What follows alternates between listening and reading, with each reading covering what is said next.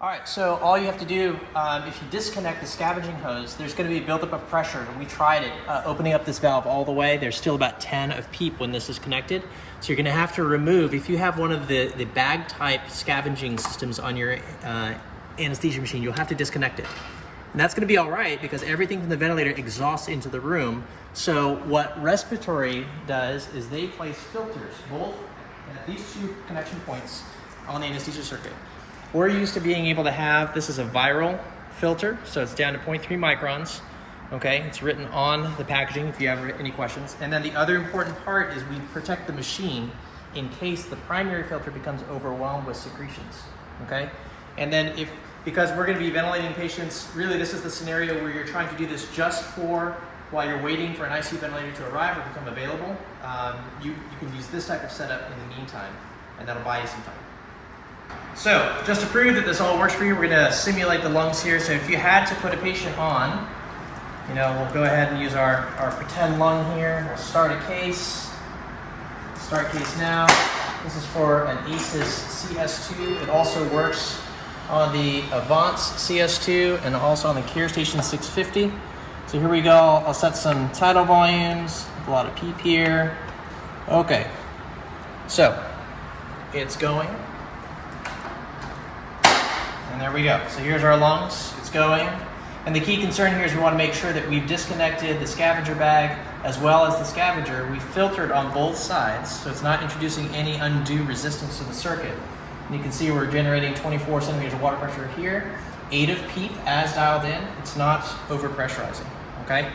So that's how, this is our proof of concept. If you find yourself in austere circumstances and you had to use an ICU ventilator, the first gotcha that you'll figure out is that, number one, there's no waste gas or scavenging pipeline to be able to hook that up to. The second thing that you'll find out is that by disconnecting the scavenging bag, you'll be able to maintain any normalization of PEEP as we've decided here. Another thing that is a main difference between anesthesia machines and ICU ventilators is that they have the ability to introduce humidity. And we, in anesthesia, do that naturally by lowering the flow rate from, like, say, 10 liters down to, say, 1 liter or so.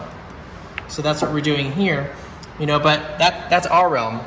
Respiratory therapists, pulmonologists, intensivists don't think about that. They're used to the machine providing that type of humidification. It's for that reason that you still have to have an HMEF in line and try to remember that we're going to try to use lower flows. Okay? Again, this is just to kind of buy us time.